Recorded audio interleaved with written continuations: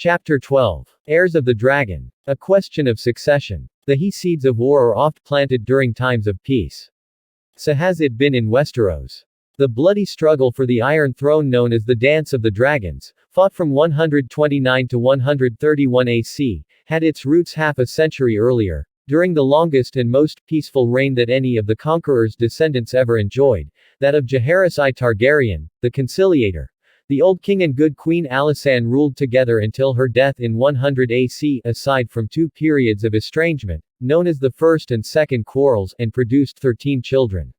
4 of them, 2 sons and 2 daughters, grew to maturity, married, and produced children of their own. Never before or since had the 7 kingdoms been blessed, or cursed, in the view of some, with so many Targaryen princelings. From the loins of the old king and his beloved queen sprang such a confusion of claims and claimants that many maesters believed that the Dance of the Dragons, or some similar struggle, was inevitable. This was not apparent in the early years of Jaehaerys' reign, for in Prince Aemon and Prince Baelon his grace had the proverbial heir and a spare, and seldom has the realm been blessed with 2 more able princes. In 62 AC, at the age of 7, Aemon was formally anointed Prince of Dragonstone and heir to the Iron Throne. Knighted at 17, a tourney champion at 20, he became his father's justiciar and master of laws at 26.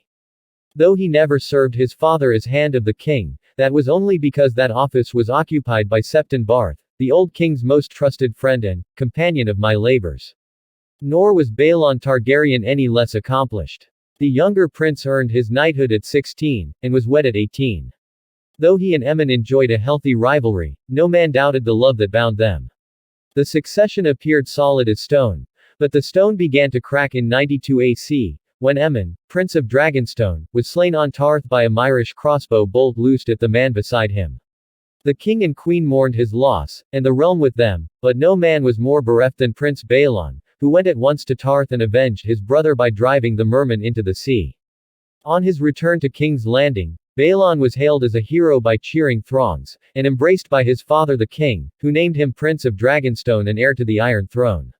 It was a popular decree. The small folk loved Baelon the Brave, and the lords of the realm saw him as his brother's obvious successor. But Prince Aemon had a child. His daughter, Rhaenys, born in 74 AC, had grown into a clever, capable, and beautiful young woman. In 90 AC, at the age of 16, she had wed the king's admiral and master of ships, Corlys of House Velaryon, Lord of the Tides, known as the Sea Snake after the most famous of his many ships. Moreover, Princess Rhaenys was with child when her father died. By granting Dragonstone to Prince Baelon, King Jaehaerys was not only passing over Rhaenys, but also possibly her unborn son. The king's decision was in accord with well-established practice. Aegon the Conqueror had been the first lord of the 7 kingdoms, not his sister Visenya, 2 years his elder. Jaehaerys himself had followed his usurping uncle Maegor on the Iron Throne, though had the order of birth alone ruled, his sister Rhaena had a better claim. Jaehaerys did not make his decision lightly. He is known to have discussed the matter with his small council. Undoubtedly he consulted Septon Barth, as he did on all important matters, and the views of Grand Maester Alysar were given much weight. All were in accord. Baelon, a seasoned knight of 35, was better suited for rule than 18-year-old Princess Rhaenys or her unborn babe, who might or might not be a boy, whereas Prince Baelon had already sired 2 healthy sons, Viserys and Daemon. The love of the commons for Baelon the Brave was also cited. Some dissented. Rhaenys herself was the first to raise objection. "You would rob my son of his birthright," she told the king, with a hand upon her swollen belly. Her husband, Corlys Velaryon, was so wroth that he gave up his admiralty and his place on the small council and took his wife back to Driftmark.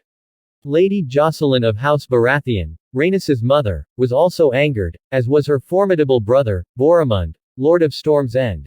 The most prominent dissenter was good Queen Alysanne, who had helped her husband rule the 7 kingdoms for many years, and now saw her son's daughter being passed over because of her sex. "A ruler needs a good head and a true heart," she famously told the king. "A cock is not essential. If your grace truly believes that women lack the wit to rule, plainly you have no further need of me." And thus Queen Alysanne departed King's Landing and flew to Dragonstone on her dragon Silverwing. She and King Jaehaerys remained apart for 2 years. The period of estrangement recorded in the histories is the Second Quarrel. The old king and the good queen were again reconciled in 94 AC by the good offices of their daughter, Septa Maegil, but never reached accord on the succession. The queen died of a wasting illness in 100 AC, at the age of 64, still insisting that her granddaughter Rhaenys and her children had been unfairly cheated of their rights. The boy in the belly, the unborn child who had been the subject of so much debate, proved to be a girl when born in 93 AC. Her mother named her Laena. The next year, Rhaenys gave her a brother, Laenor. Prince Baelon was firmly ensconced as heir apparent by then, yet House Velaryon and House Baratheon clung to the belief that young Laenor had a better claim to the Iron Throne, and some few even argued for the rights of his elder sister, Laena, and their mother, Rhaenys. In the last years of her life, the gods dealt Queen Alysanne many cruel blows, as has previously been recounted. Her grace knew joys as well as sorrows during the same years, however, chief amongst them her grandchildren. There were weddings as well. In 93 AC she attended the wedding of Prince Baelon's eldest son, Viserys, to Lady Emma of House Arryn, the 11-year-old child of the late Princess Daela. Their marriage was not consummated until the bride had flowered, 2 years later. In 97, the good queen saw Baelon's second son, Daemon, take to wife Lady Rhea of House Royce, heir to the ancient castle of Runestone in the Vale.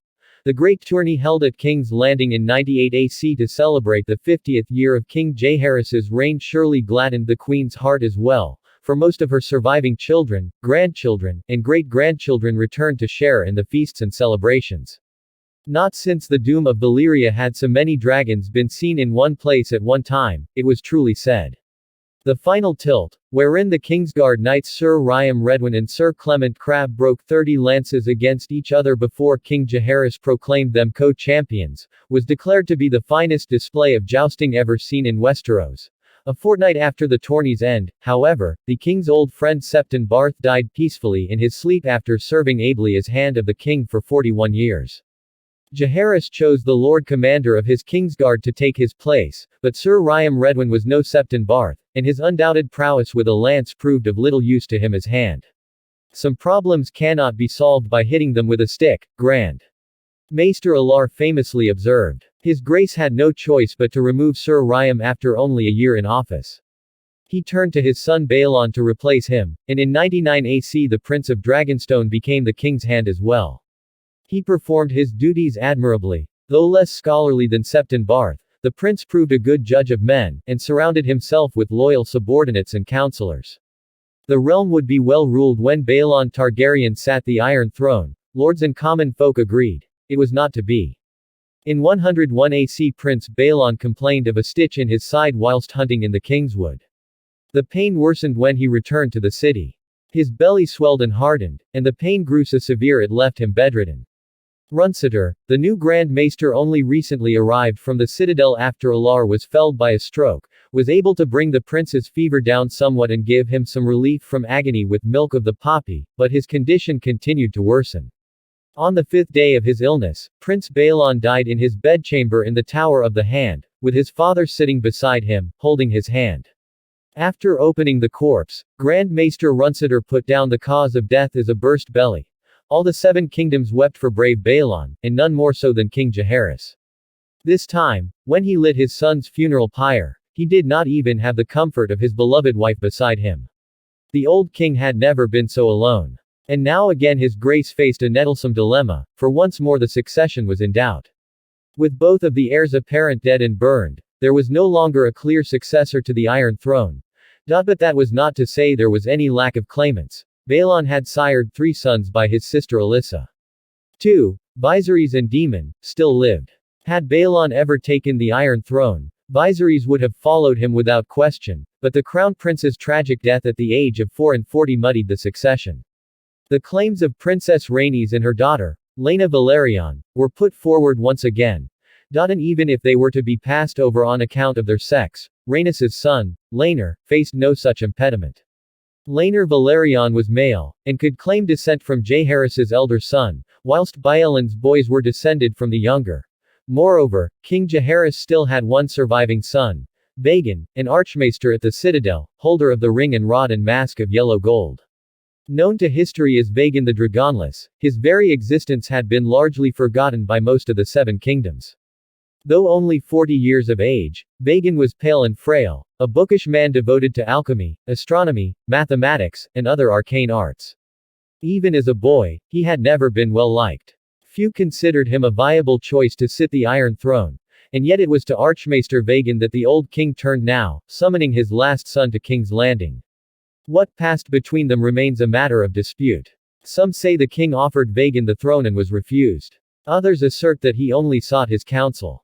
Reports had reached the court that House Velaryon was massing ships and men on Driftmark to defend the rights of his son, Laenor, whilst Daemon Targaryen, a hot-tempered and quarrelsome young man of 20, had gathered his own band of sworn swords in support of his brother, Jaehaerys.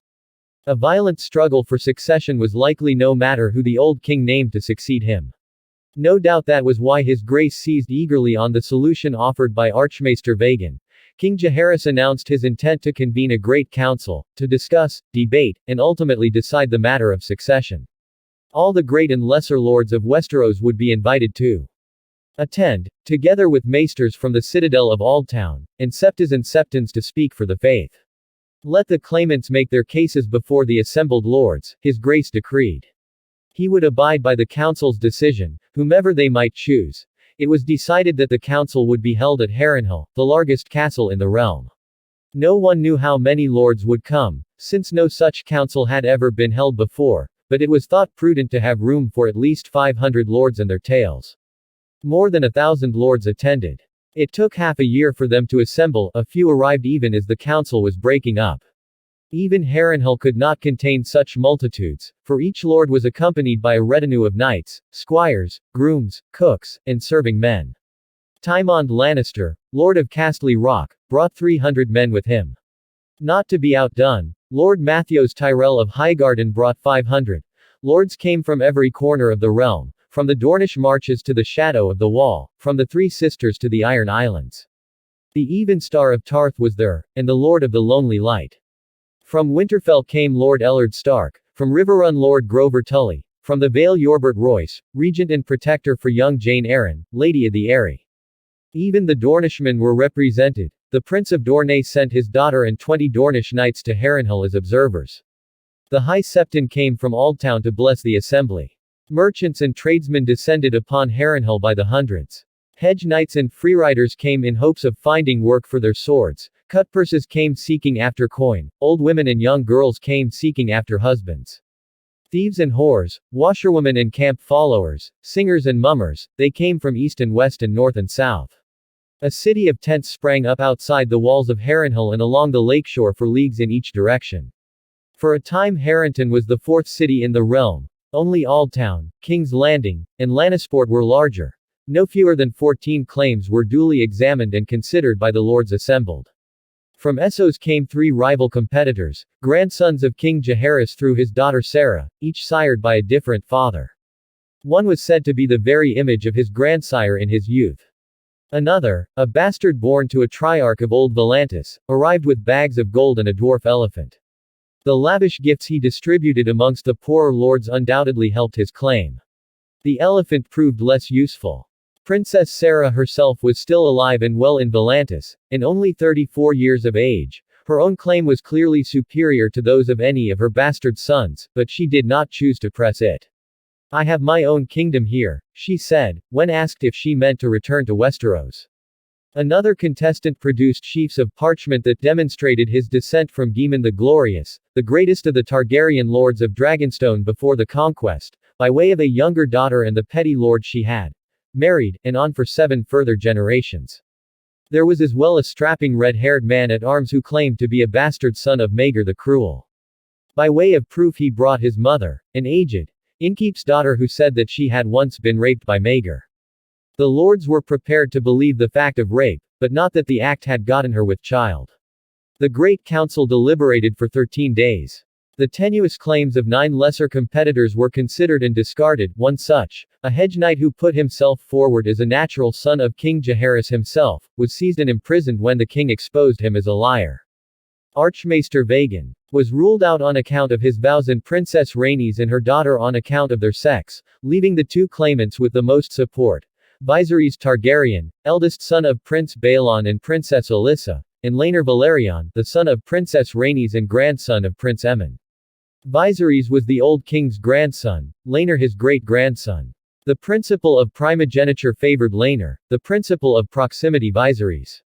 Viserys had also been the last Targaryen to ride Velaryon, though after the death of the Black Dread in 94 AC he never mounted another dragon, whereas the boy Laenor had yet to take his first flight upon his young dragon, a splendid grey and white beast he named Seasmoke. But Viserys's claim derived from his father, Laenor's from his mother, and most lords felt that the male line must take precedence over the female.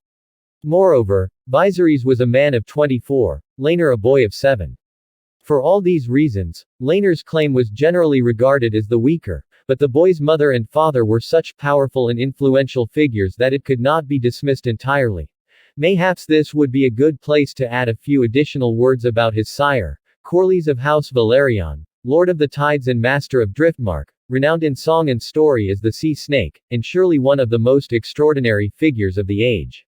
A noble house with a storied Valyrian lineage, the Velaryons had come to Westeros even before the Targaryens, if their family histories can be believed, settling in the gullet on the low-lying and fertile Isle of Driftmark, so named for the driftwood that the tides brought daily to its shores rather than its stony, smoking neighbor, Dragonstone.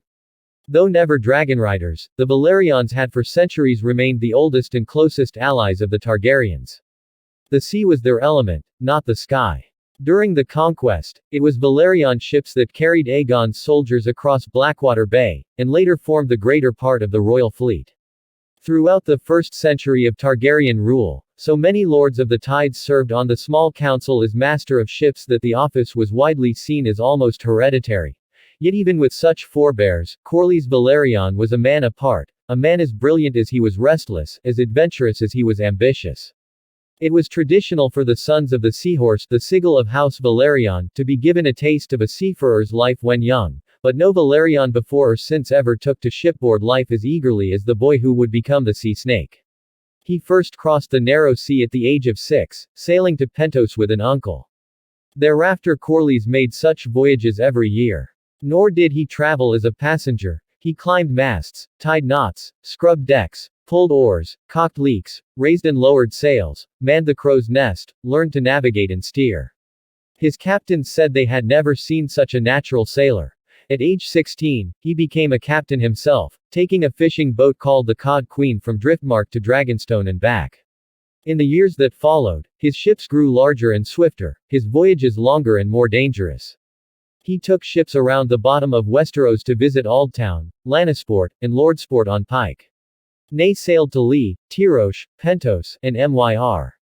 He took the Summer Maid to Volantis and the Summer Isles, and the Ice Wolf north to Bravos, Eastwatch by the sea, and Hardhome before turning into the Shivering Sea for Lorith and the port of Ibn. On a later voyage, he and the Ice Wolf headed north once more, searching for a rumored passage around the top of Westeros, but finding only frozen seas and icebergs big as mountains. His most famous voyages were those he made on the ship that he designed and built himself, the Sea Snake. Traders from Aldtown and the Arbor oft sailed as far as Qarth in search of spice, silk, and other treasures, but Corlys Velaryon and the Sea Snake were the first to go beyond, passing through the Jade Gates to Yi Ti and the Isle of Lane, returning with so rich a load of silk and spice that he doubled the wealth of House Velaryon in a stroke. On his second voyage in the Sea Snake, he sailed even farther, to Asshai by the Shadow. On his third he tried the Shivering Sea instead, becoming the first Westerosi to navigate the Thousand Islands and visit the bleak, cold shores of Nagai and Masovi.